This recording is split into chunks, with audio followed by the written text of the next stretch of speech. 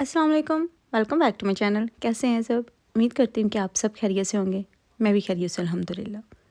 आप सबको मेरी तरफ से ईद की बहुत बहुत मुबारक हो। थोड़ा सा डिले हुई हूँ लेकिन ईद की ढेरों मुबारकबाद के साथ आपके सामने हाज़िर हूँ। अल्लाह करे कि ऐसी हज़ारों ईदें देखना आपके नसीब में हों और अल्लाह ताला हम मुसलमानों पे रहम फ़रमाए, करम फ़रमाए और मुसलमानों को फ़तह नसीब फ़रमाए। तो कैसी गुज़री आपकी ईद? आप ये बताएँ। होपफुली मज़े में गुज़री होगी, अच्छी गुज़री होगी। तो अभी ये ईद से एक दिन पहले का दिन है जब मैंने ईद के लिए मीठा बनाना था। मीठे में सेवइयाँ जो है ना वो मैं कम बनाती हूँ, कभी-कभी बना लेती हूँ, लेकिन बच्चे जो है ना वो इतने शौक से नहीं खाते। तो मेरा ये होता है कि जो चीज़ हसन लाइक करता है ना, क्योंकि मामा को तो मीठा वैसे नहीं पसंद, तो जो एक बच्चा उनमें से लाइक करता है मैं वो चीज़ बनाऊँ। उसको खीर पसंद है या गाजर वाली हो या वैसे राइस वाली हो या इस तरह से गाजर हलवा हो। ज़्यादा वोट आए थे गाजर हलवे को, तो अभी गाजर हलवा ही बना रही हूँ। 3 किलो मैंने गाजरें ली थी, उनको वॉश करके अच्छे से कद्दूकश कर लिया था और अभी इनका पानी ड्राई करना है। ये बहुत क्विक बनता है। वैसे तो अगर इसमें आप फ्रेश दूध डालते हैं, मिल्क डालते हैं तो ये बहुत देर लगाता है और मैंने इस वेदर में देर नहीं लगानी थी क्योंकि यहाँ पे अभी हमारे पास ठंडा मौसम है और विंडोज़ और डोर उस तरह से ओपन नहीं किया जा सकते। और अगर डोर नहीं ओपन आप कर सकते तो घर में जो है ना वो बड़ी कंडेंसेशन हो जाती है और स्टीम होती है, जिस वजह से घर जो है ना वो ख़राब होना शुरू हो जाता है, यानी कि मोल्डी होता है स्टीम की वजह से। ऐसा कोई लंबा चौड़ा काम नहीं करना, मिनटों में करने वाला काम जो है ना वो करना है। 3 किलो कैरेट्स मैंने ली थी, उसका पानी अच्छे से ड्राई कर लिया था और पानी ड्राई करने के बाद उसमें मैंने तकरीबन आधे से ज़्यादा टिक्की जो है ना वो बटर की डाली थी और साथ इसमें मैंने देसी घी भी डाला था क्योंकि मुझे बटर 3 किलो के हिसाब से कम लग रहा था। और जब बटर भी अच्छे से मेल्ट हो गया, उसने भी अपना जो है ना वो ऑयल एक साइड पे कर दिया और पानी बिल्कुल ड्राई था ऑलरेडी। फिर इसमें क्या किया कि मैंने शुगर ऐड की थी। तो मेरा तो ख़ैर रोज़ा था, मैं चेक नहीं कर सकती थी कि मीठा कैसा है, तो फिर मैं हसन का वेट कर रही थी कि वो स्कूल से आ जाए, तो मुझे मीठा कम से कम चेक करके बता दे कि इसका मीठा पूरा है या नहीं। तो फिर वो आ गया था, मैंने उसको मीठा जो था ना वो चेक करवा दिया था, परफेक्ट मीठा था। और फिर इसमें मैंने 350 ग्राम जो था ना वो मिल्क पाउडर ऐड किया था। कोई भी मिल्क पाउडर जो है ना वो आप ऐड कर सकते हैं, यानी ब्रांड कोई भी हो। तो मैंने जो टेस्को का अपना ही होता है ना मेक, उसी का मिल्क पाउडर जो था ना वो लिया था और ये इसमें मैंने ऐड कर दिया। इसको अच्छे से मिक्स कर लेना है, तो ये मिनटों में आपका हलवा जो है ना वो हो जाए तैयार। तो इसमें वो मैं बताना भूल गई थी, आपने इलायची लाज़मी डालनी है, वरना उसके बगैर जो टेस्ट होता है ना वो इतना मज़े का नहीं होता।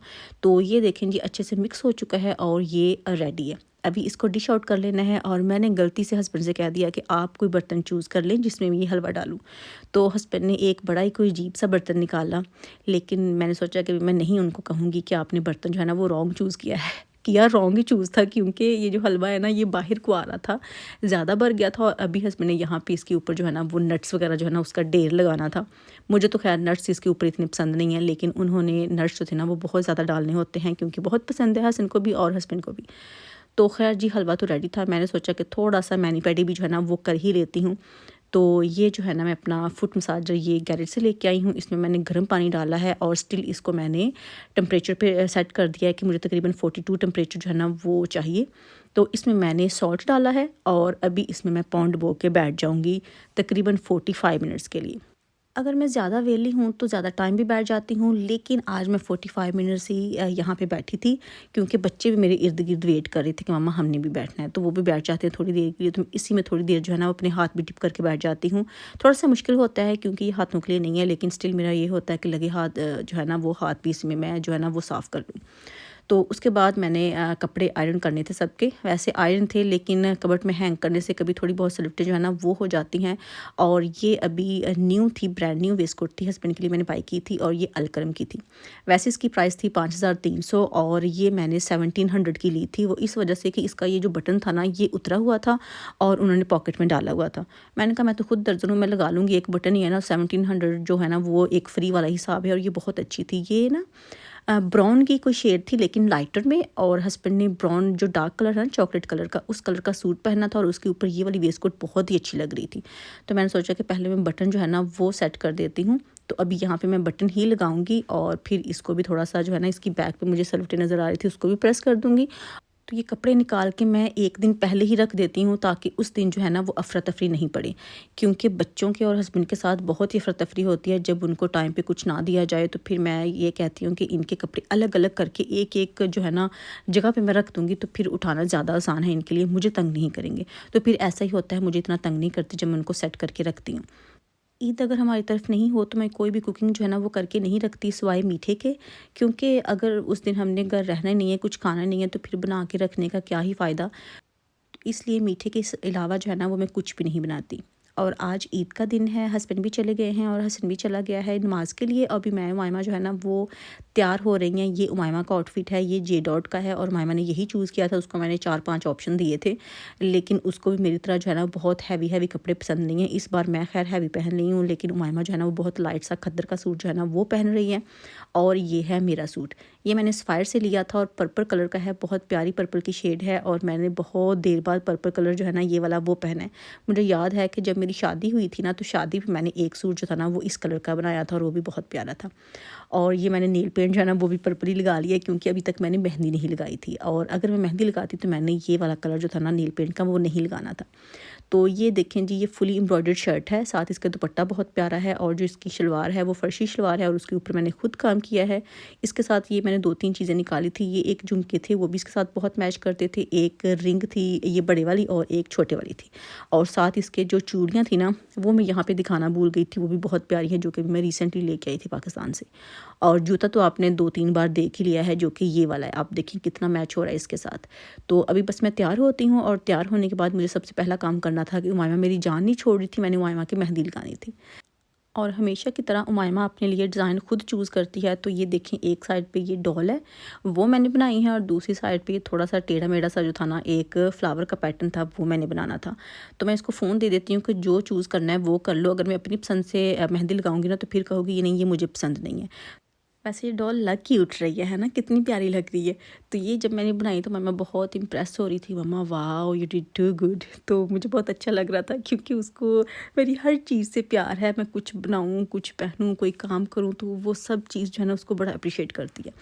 तो खैर जी, ये तो खैर वैसे ही प्यारे लग रहे थे। और मायमा ने लगाते लगाते ही वाश कर लिया। और ये वो मेहंदी है जो कि लगाते ही कलर छोड़ देती है। तो उसने 5 मिनट भी वेट नहीं किया था और ये 5 मिनट का रिज़ल्ट है कि उसको इतना अच्छा जो था ना वो कलर आ गया था। और ये है जी मेरी मेहंदी। एक ही हाथ पे मैं लगा सकती थी, दूसरा जो है ना वो मैंने अपनी कज़न के लिए छोड़ा था कि मुझे टिक्की बना दे और जो फिंगर्स है ना उसको कवर कर दे। तो अब मैं जब उधर जाऊंगी ना तो फिर वहाँ से लगवाऊंगी। और फ़िलहाल ये मैंने मेहंदी लगाई है। ज़्यादा मैंने कोई लंबा चौड़ा काम नहीं किया, आसान सा बस एक ही पैटर्न को इर्द गिर्द जो था ना वो मैं घुमा रही थी। और अभी मैं आपको अपनी फाइनल लुक जो है ना वो भी दिखाती हूँ कि सूट पहन के मैं लग कैसी रही हूँ, जो कि मैंने उमाइमा से कहा था कि मेरे लिए ना पिक्चर या वीडियो बना दे। तो ये उमाइमा के काम है कि वो मेरी वीडियो बना रही है। तो ये है जी मेरी फ़ाइनल लुक। मुझे खैर बहुत अच्छा लग रहा था और अभी मुझे सर्दी लग रही थी, लेकिन मेरा ये था कि एक बार पिक्चर्स बना लूँ, फिर सर्दी देखेंगे कि लग रही है नहीं लग रही, और उसके बाद मैं अंदर जाती हूँ। और अभी जो था ना वो मुझे थोड़ा सा काम करना था गिफ्ट पैक का। वो इसलिए क्योंकि ये पहले मैंने गिफ्ट पैक किए ही नहीं थे, हालांकि मैंने दिसंबर में लेके रखे हुए थे ये सारे गिफ्ट जो हैं ईद के लिए। लेकिन आपको पता है कि जब सर पे पड़ती है तभी बंदा करता है, पहले कहाँ करता है। तो इस वजह से आज लास्ट मिनट पे मैं जो है ना ये काम कर रही हूँ। तो हस्बैंड जो थे ना वो अभी सो रहे थे, क्योंकि उनकी तबीयत थोड़ी ख़राब हो गई थी और वो जब ईद की नमाज़ पढ़ने गए थे तब भी बहुत सिक फील कर रहे थे। और मैंने उनसे कहा कि आप थोड़ी देर सो जाएं, और जब आप तकरीबन 2 घंटे सो जाएंगे ना तो फिर मैं आपको उठा लूँगी, उसके बाद हम चले जाएंगे। अदरवाइज़ हमने थोड़ा सा अर्ली जाना था। तो वो फ़िलहाल सो रहे थे और मुझे शुक्र अल्लाह का कि थोड़ा सा टाइम मिल गया, अदरवाइज़ उन्होंने कहना था कि ये काम पहले ही कर लेती। तो उनके सोते सोते जो है ना ये मैंने गिफ्ट पैक कर लिए थे। इनमें से 2 छोड़ के ना बाकी सारे मुझे पैक करने थे। और बच्चे बहुत उतावले हुए पड़े थे कि प्लीज़ जल्दी करें, पैक करें और पापा को उठाएं। और मैं कह रही थी कि जब तक उनकी नींद पूरी नहीं होगी, मुझे पता है वो अच्छा फ़ील नहीं करेंगे, वो सिक ही फ़ील करेंगे। तो एक बार उनकी नींद पूरी हो जाए तो हम थोड़ा सा लेट चले जाएंगे।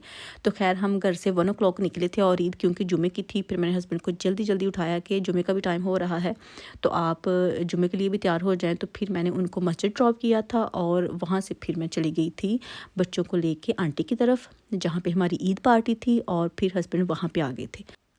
और जब आप पाकिस्तान में किसी से बात करेंगे ईद कैसी गुजरी, तो वो कहते हैं सो के गुजरी।